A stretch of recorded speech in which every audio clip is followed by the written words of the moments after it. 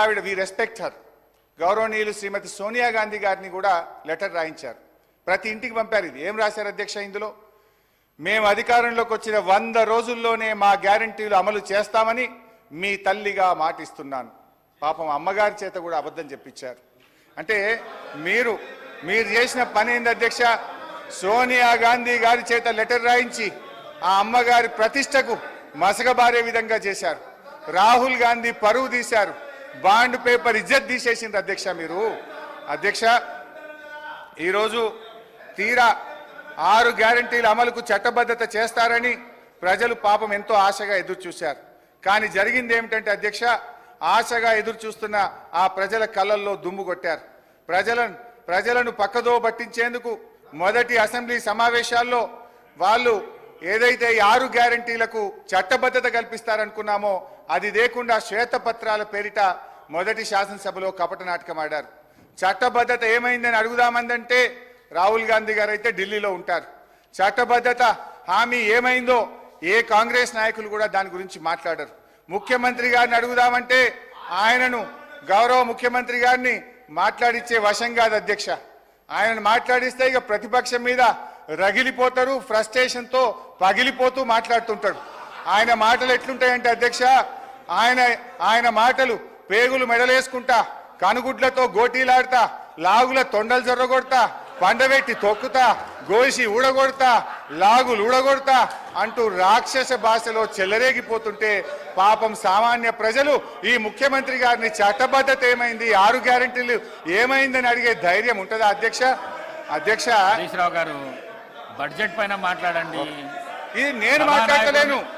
గౌరవ సభానాయకుడు అన్న మాటలే యాద్ చేసిన. బడ్జెట్ ఉన్నది అది అయితే అధ్యక్ష, ఓకే అధ్యక్ష ప్లీజ్. అధ్యక్ష, అయితే అధ్యక్ష, ఒకరోజు గౌరవ ముఖ్యమంత్రి గారు అల్లూరి సీతారామరాజు గారి కార్యక్రమానికి వెళ్ళారు హైదరాబాద్లో. నేను అనుకోకుండా టీవీ చూస్తున్నాను.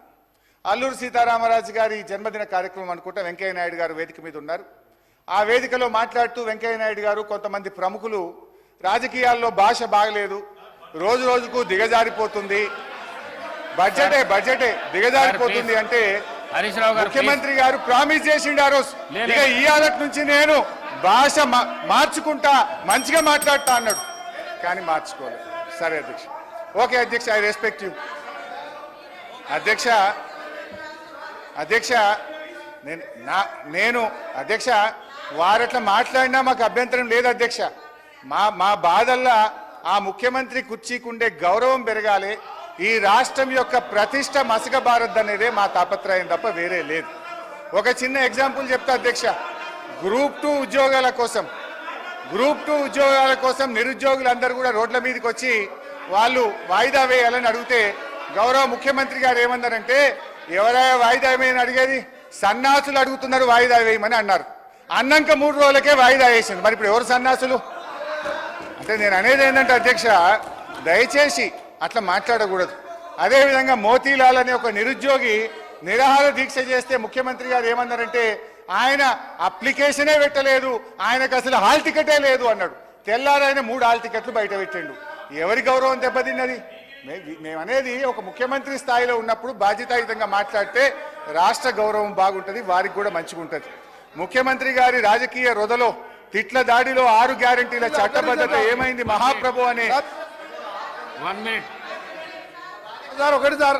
ఒకటి సార్ గౌరవ సభ్యుడు హరీష్ రావు గారు దాదాపు 1.5 గంట అయింది సార్ మాట్లాడబట్టి. 1.5 గంటకెళ్ళి ఒక్కసారి కూడా ఆయన బడ్జెట్ మీద మాట్లాడకపోగా ఆయన భయపడతారు సార్. ఒకటే సార్, ఆయన గ్యారంటీలు అంటున్నారు సార్. గౌరవ హరీష్ రావు గారు మాట్లాడిందంతా కూడా సభని తప్పుతో పట్టించేదిగా ఆయన మాట్లాడి చూస్తున్నాం సార్. 1.5 గంటకెళ్ళి ఆయన వస్తా ఆడికే సార్. ఆయన గ్యారంటీల విషయం అంటుండు సార్. గ్యారంటీల విషయం అంటున్నాడు. 2001లో ఆయన పార్టీ పెట్టినప్పుడు సార్, కొండా లక్ష్మణ్ బాబుజీ గారి ఇంట్లో పార్టీ పెట్టినప్పుడు నేను తెలంగాణ పార్టీ పెడుతున్నాం, రాష్ట్రాన్ని తెలంగాణ వస్తే మొట్టమొదటి ముఖ్యమంత్రి దళితుడు అవుతాడు, దళితుని చేయలేకపోతే మెడ మీద తల తీసుకుంటా అని ఆ రోజు ముసలైన సార్. అబద్ధాలు అంటే వీళ్ళై గ్యారంటీలు అంటే వీలే మోసాలు సార్. డబుల్ బెడ్రూమ్ కడతా, డబుల్ బెడ్రూమ్ లో బిడ్డ అల్లుడు వస్తే ఎక్కడ వండుకోవాలి, బేకరీలో కట్టేసుకోవాలి. మీ రంగం మాటలు సార్. సార్ ఒకరి సార్, ఒకరి సార్. ఇంకా ఒకటి సార్, ఇంకా ఈయన హరీష్ రావు గారు ఒక మాట మాట్లాడి సార్. హరీష్ రావు గారు 24 గంటలు కరెంట్ ఇచ్చినా అన్నాడు సార్. 24 గంటలు కరెంట్ ఇచ్చినా అంటే నేను ఒక సబ్స్టేషన్ సార్ బండ సోమవారం అనే సబ్స్టేషన్కి వెళ్ళాను. అక్కడ ఆపరేటర్ బస్ అయిన ఆపరేటర్ వీడియో రికార్డింగ్ ఉన్నది.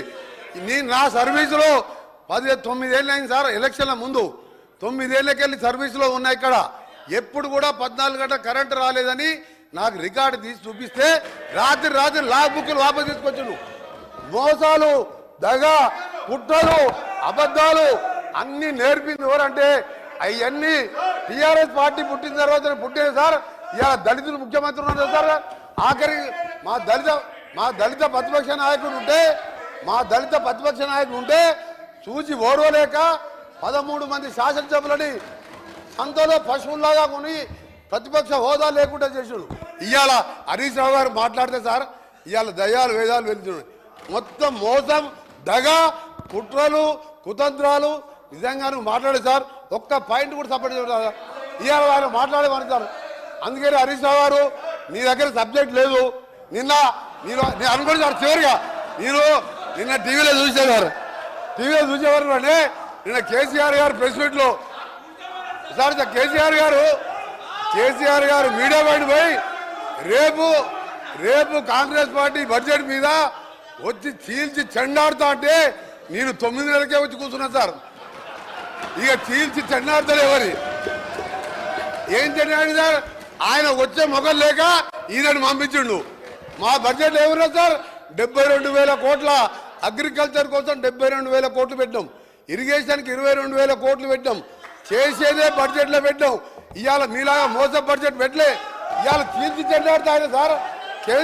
కేంద్రం అన్యాయం చేస్తే, కేంద్రం తెలంగాణకి అన్యాయం చేస్తే సార్ కేంద్రం అన్యాయం చేస్తే చీల్చి చెండాని మునగాడు ఒక్క మాటకెళ్ళండి సార్ నోట్లకెళ్ళి.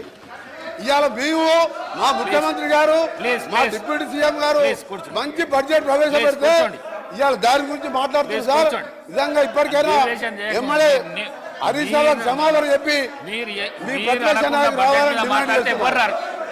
కూర్చోండి ప్లీజ్. హరీష్ రావు గారు అదే డీవియేషన్ చేయొద్దని చెప్పాలి. మీరు ఇడికొచ్చుడు గారు. డీవియేషన్ చేయకపోతే ఇవన్నీ రావు.